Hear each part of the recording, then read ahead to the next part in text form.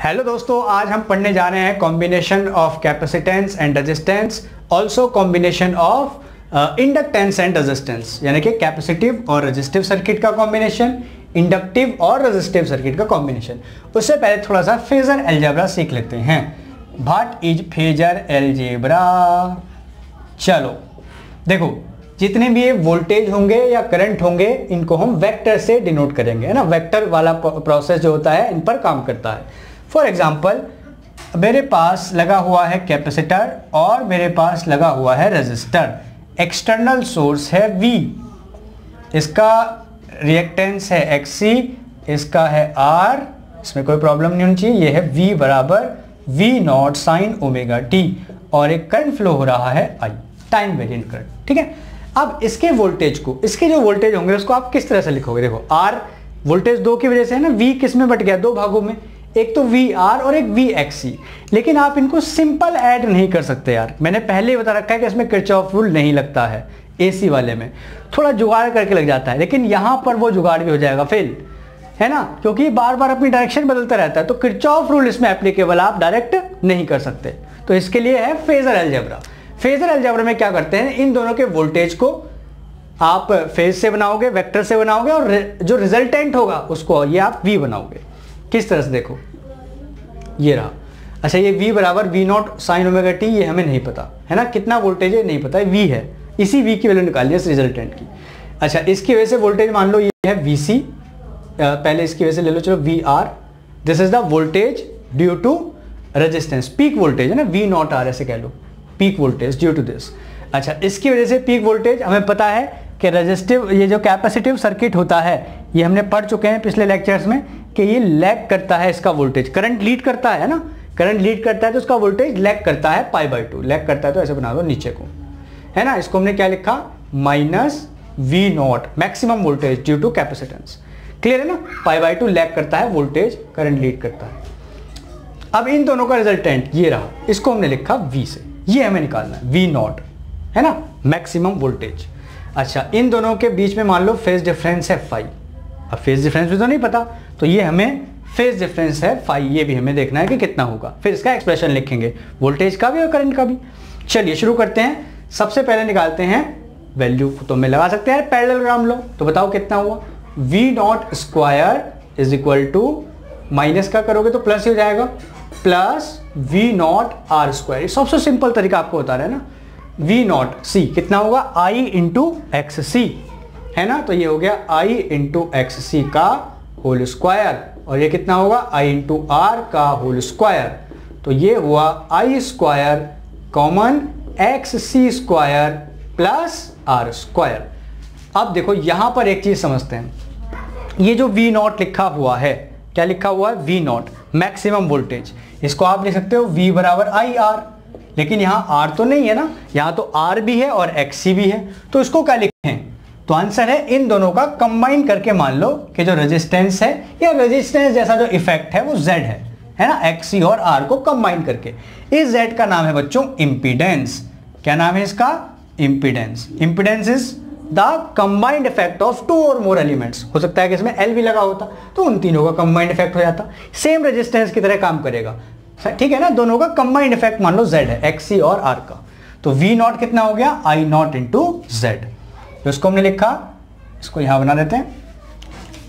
तुझको पाया नहीं है फिर भी खोने से डरा, चुप चुप के सबसे तेरा चेहरा मैं पढ़ रहा। चलिए ये हो गया V0। तो V0 को हमने लिखा I0 इंटू Z, यानी कि I0 square into Z square. तो I0 से I0 कटा, अरे ये यार मैक्सिमम करंट था ना, मैक्सिमम वोल्टेज के लिए मैक्सिमम करंट तो लोगे। I0 से I0 कैंसिल, तो Z कितना आ गया? Under root R square plus XC की वैल्यू रख सकते हो चाहो तो 1 upon omega C square. This is the magnitude of Z, ठीक है। तो Z ये R प्लस XC नहीं होता, क्या होता है? Under root R square plus XC square. ध्यान रखोगे ये बात? क्यों भाई, क्यों भाई? चलिए शुरू करें फिर आगे। तो अब हमें इसका फेज भी निकालना है, तो फेज आप निकाल सकते हो फिर से, पैरेललोग्राम लो, tan phi B upon A, यानी कि V0 C upon V naught R. V naught C की वैल्यू रख दो, I naught into X C, I naught upon R. I naught से I naught cancel, tan phi, ये कितना आ गया 1 upon omega C R, omega C into R. तो phi अपना निकाल लोगे टेन इनवर्स करके। तो अब आप करंट का एक्सप्रेशन लिख सकते हो, क्या लिख सकते हो, आई बराबर आई नॉट साइन ओमेगा टी और प्लस फाई, है ना, ये फेज डिफरेंस जो है फाई। तो आई नॉट की वैल्यू हम निकाल चुके हैं ना, V naught upon Z, I naught यहाँ से वी नॉट अपॉन जेड। तो चाहो तो ऐसे लिख दो, V naught upon Z, Z कितना हुआ under root R square plus X C square. ऐसे ही sine omega T plus phi, और फाई की वैल्यू हम यहाँ से निकाल चुके हैं। This is the expression for current in combination of the capacitive and resistive circuit, ठीक है ना। अच्छा, टोटल पावर कंज्यूम कितनी होगी, तो आंसर है आई स्क्वायर आर। क्यों आई स्क्वायर आर, क्योंकि ये तो जीरो पावर कंज्यूम करता है, पढ़ चुके हैं, सिर्फ ये पावर कंज्यूम करेगा, और वो पावर कितनी हो जाएगी आई स्क्वायर आर। क्लियर है ना, मिटाने समझ में आ गया ना। तो इसको बहुत आसानी से आप फेजर अलजेब्रा से कर सकते हो, कोई फालतू की टेंशन लेने की आपको जरूरत नहीं, मिटा दें। चलिए अब हम पढ़ते हैं combination of inductive and resistive circuit, यानी कि LR सर्किट। इंडक्टर है और एक है रेजिस्टर, फिर हम पढ़ेंगे LCR, फिर हम पढ़ेंगे LC ऑसिलेशन, है ना, LC ऑसिलेशन भी बढ़िया है। चलिए, तो एक इंडक्टर है, ये रहा L, एक है रेजिस्टर यानी कि R, और ये है time dependent voltage V। Clear. अच्छा साहब, ये इसका इंडक्टेंस L है, इंडक्टिव रिएक्टेंस XL है, ये R है, ये सब आपको पता है। करंट फ्लो हो रहा है I। क्लियर, ठीक है। फिर से वही फेजर अलजेब्रा, इसमें वोल्टेज लीड करता है, हमें पता है रजिस्टर के कंपैरिजन में, तो ये हो गया V naught R, maximum voltage due to R, and this is V naught L, maximum voltage due to inductor, ये लीड करता है π/2। तो इनका फिर से नेट निकालो, ये बना रहा है फिर से इसे फेज फाई, और ये हो गया अपना V नॉट। क्लियर है। तो फिर से आप सिमिलर मेथड में बिल्कुल V नॉट की वैल्यू निकाल सकते हो। तो V naught square is equal to V naught L square plus V naught R square. फिर से वही I naught into Z, here Z is the combined effect of XL and R। तो square कर दो, ये हो गया I नॉट स्क्वायर कॉमन पिछले की तरह, और ये I नॉट इंटू XL होगा एक बार, यानी कि XL स्क्वायर और ये plus R square. Similar process. तो Z कितना आ गया under root XL square, XL की वैल्यू रख सकते हो, ओमेगा L, है ना, ओमेगा L। तो ये आ गया Z का मैग्नीट्यूड, इंपेडेंस। सिंपल है, दोनों को वेक्टोरिएट कर देना, under root XL square plus R square.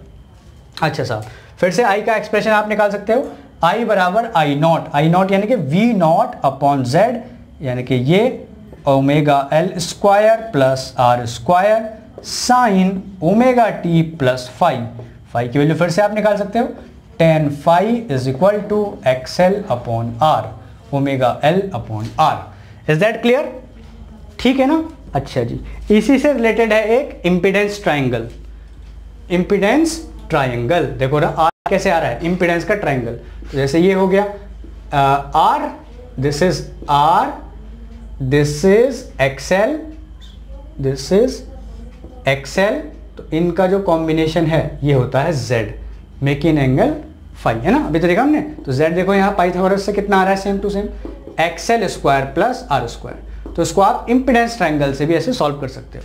इसको क्या बोलते हैं, इंपीडेंस ट्रायंगल। बेसिकली ये इंपीडेंस में और बाकी जो दो एलिमेंट हैं उनमें क्या होता है, एक वेक्टोरियल रिलेशन होता है, ठीक है। तो आप ध्यान रखोगे ना, बहुत सिंपल है, प्योर रेजिस्टिव प्योर कैपेसिटिव के बाद combination of resistance and capacitance and also combination of resistance and inductance. तो इनको आपको ऐसे सिंपल ओम्स लॉ नहीं लगाना है ना, कहीं यहाँ पर किरचॉफ रूल नहीं लगाना कि I into XL plus I into R बराबर V, ऊपर हो जाएगा। क्यों हो जाएगा, क्योंकि टाइम वेरिएंट वोल्टेज है, ये टाइम पर डिपेंड करता है, ठीक है। समझ में आ गया होगा ये, ठीक है। मिलते हैं फिर, tata bye bye, take care, see you.